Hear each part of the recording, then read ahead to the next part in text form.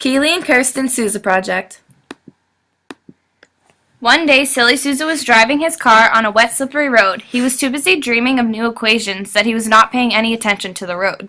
Chuckrin had a not-so-Chuck nasty day after Souza took the corner, losing control. He slammed on his brakes and skidded into Chuckrin's car, sending them both off the cliff. Was Souza speeding? Let's take a look at our knowns. Souza's Mustang was about 4.8 meters long and weighed about 1,588 kilograms. Our ratio came out to be 0.416 meters per centimeter. Using this ratio, we calculated the real-life range, height of cliff, and skid length shown here. Let's get to work. First, we used kinematics to calculate the time of flight of Souza's car.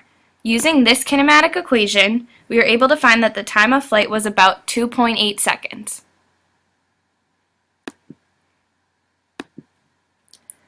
With this, we were able to calculate the combined velocity of Chuckrin and Souza's car.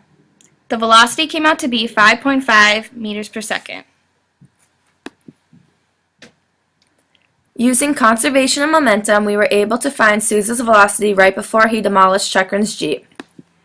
We knew that the masses of both cars, as well as the combined final velocity, and plugged the knowns into the equation for conservation of momentum. The velocity right before the hit was about 11 meters per second. Our last step in order to determine if Souza was speeding required conservation of energy. We knew Souza's velocity right before the hit, as well as the skid length and kinetic friction.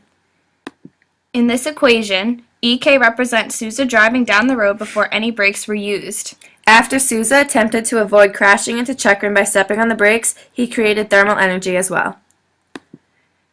We concluded that Souza's initial velocity was about 13 meters per second.